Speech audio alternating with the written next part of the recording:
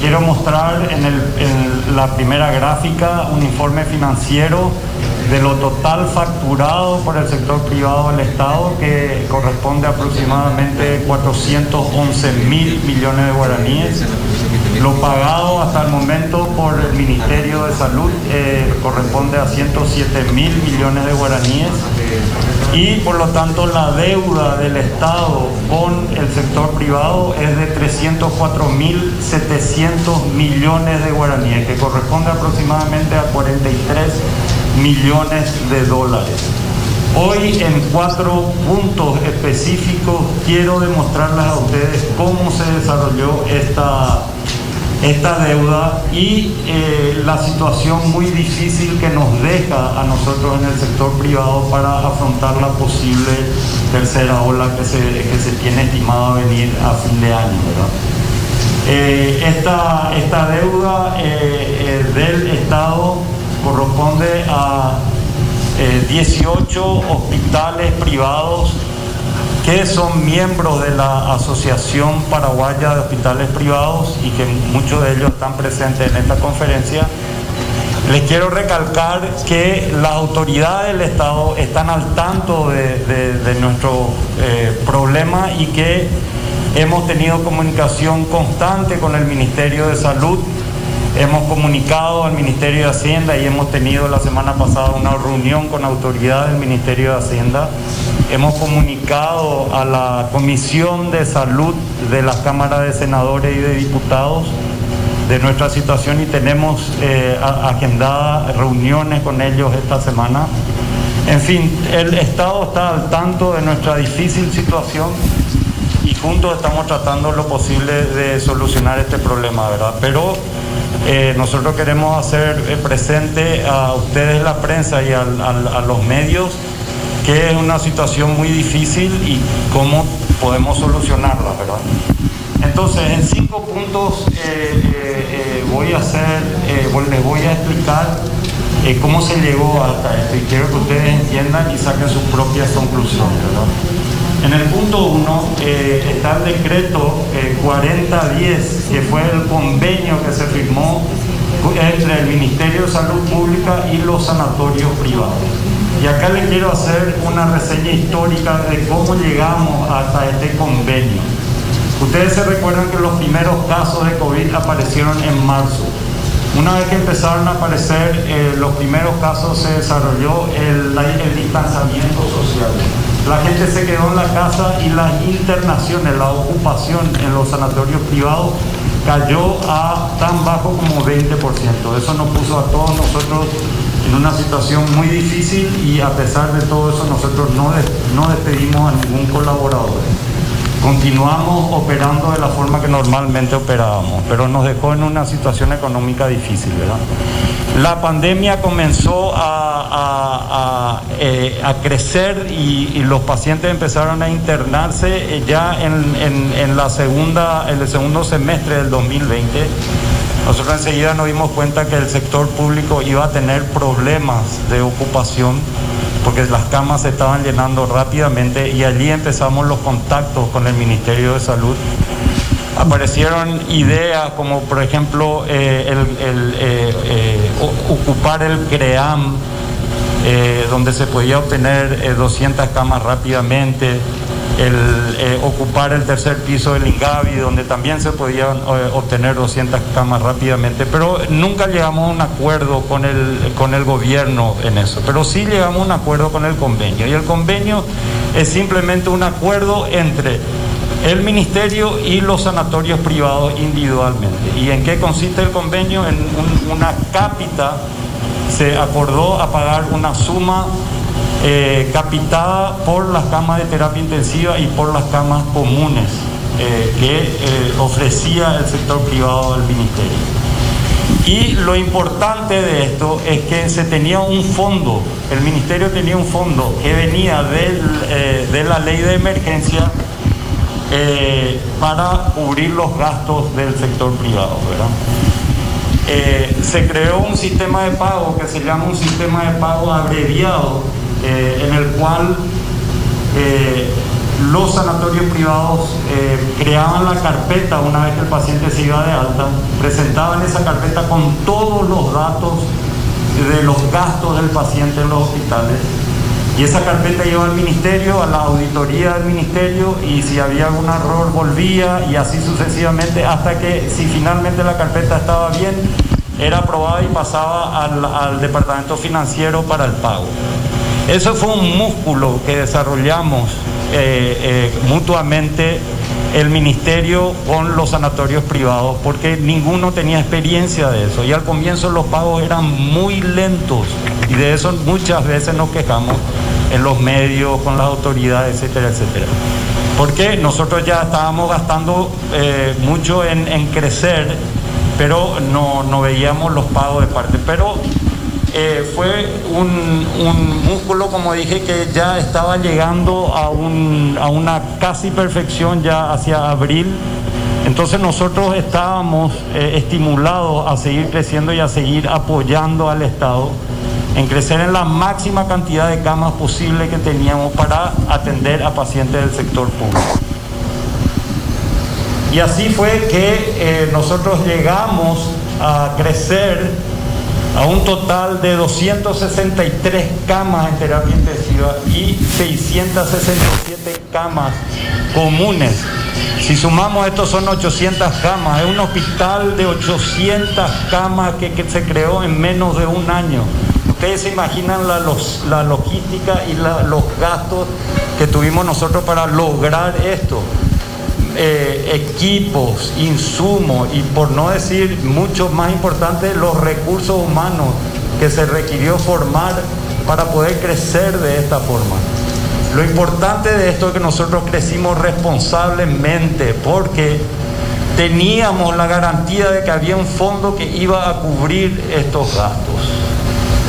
Y en eso entonces, por ejemplo, nosotros en el Grupo San Roque empezamos en septiembre. El Hospital San Lorenzo es un hospital que estaba dedicado exclusivamente a pacientes COVID. Ese hospital creció de 46 camas a 86 camas rápidamente. Lo que hicimos ahí de habitaciones individuales, las convertimos en habitaciones dobles, porque fue diseñada de esa forma, e inmediatamente crecimos al doble. Luego se habilitó el Hospital Santa Julia, que fue completamente COVID, y cuando la pandemia explotó en marzo, abril, se habilitó la mitad de los hospitales San Roque y La Costa, y quedaron las otras mitades para atender a los pacientes polivalentes. Y todos los sanatorios del sector privado hicieron lo mismo.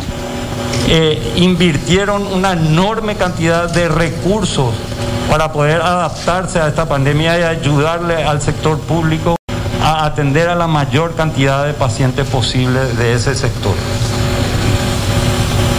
Y así fue como vino en abril la ley 6725, que crea el Fondo Nacional para Cobertura de Gastos durante la hospitalización en terapia intensiva.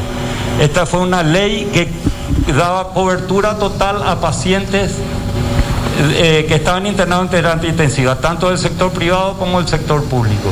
Los fondos de esta ley, que eran 90.000 salarios públicos, aproximadamente 30 millones de dólares, provenían del exceso que sobraba de la ley de emergencia, que ya no había más exceso, también de los fondos socioambientales de las binacionales, Itaipú y Yacyretá, que con el tiempo nos dimos cuenta que ya tampoco no tenía más fondos, y de donaciones o reasignaciones de Hacienda, que es lo que se está haciendo ahora. Estamos recibiendo pagos de Hacienda por un sistema normal de pagos por fondo del FONACIDE, ¿verdad? Eso, si sigue todo así, vamos a cobrar en 10 años, no sé. Y luego en mayo se promulgó la ley 6742, que hace lo mismo para pacientes de camas comunes, pero sin más fondos. O sea, con los mismos fondos de la ley 6725 se crea la ley de 6742. De ahí, como ustedes pueden ver en esta gráfica, desde septiembre hasta agosto de este año, en casi un año, los sanatorios del sector privado atendimos a más de 500 5.700 pacientes, de los cuales 3.645 estaban en salas comunes y 2.072 estuvieron en terapia intensiva. Cabe recalcar que estos fueron los pacientes del sector público que fueron atendidos en nuestro sanatorio. Nosotros normalmente empezamos con casi 100% de pacientes COVID del sector privado y fuimos creciendo paulatinamente hasta llegar en abril a un porcentaje prácticamente igual, 50% del sector privado y 50% del sector público en nuestros sanatorios, ¿verdad? Quiere decir que en ningún momento rechazamos pacientes del sector privado y atendíamos la mayor cantidad posible de pacientes del sector público para salvaguardar las necesidades del momento. O sea, en total tenemos estimado que nosotros vimos más de 10.000 pacientes COVID en nuestros sanatorios de los dos sectores. Nosotros veníamos bien en el siguiente. Veníamos bien hasta abril. Hicimos un esfuerzo tremendo para crecer, pero la ley creció las necesidades y la deuda que el sector, el Estado tenía con nosotros. Y como ustedes se imaginan, del 50% de pacientes del sector público que teníamos pasó a ser el 100%, tanto en camas de terapia intensiva como en camas comunes. Y como el ministerio dejó de pagar en esa época, la deuda creció exponencialmente. Y desafortunadamente ahora con esa deuda rompe la cadena de pagos y nosotros no tenemos recursos para cumplir nuestras obligaciones con los proveedores, tanto de insumos como farmacéuticas, y por sobre todo nuestros generales, los que estaban en el campo de batalla, que son los médicos tratantes, ¿verdad? Entonces, como podemos ver en esta gráfica, de la deuda total del Estado de 304.000 millones, prácticamente el total, casi el 90% de esa deuda es deuda de la ley. El Estado lo que pagó hasta ahora es 107.000 millones, eso es 100% convenio. Y del convenio todavía nos debe aproximadamente un 30%. Pero la principal deuda que se creó en esta pandemia fue las deudas provenientes de las leyes. Entonces ahora le voy a dejar nuevamente al doctor Salsa que explique la difícil situación que nos deja a nosotros en el sector privado para atender las necesidades que estimamos va a haber con la tercera ola que viene por la variante Delta del COVID, ¿verdad? Doctor Salsa.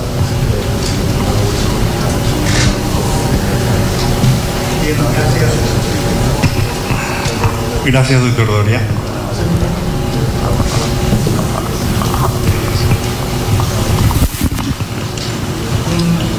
Hoy son 43 millones de dólares que el Estado adeuda a los sanatorios privados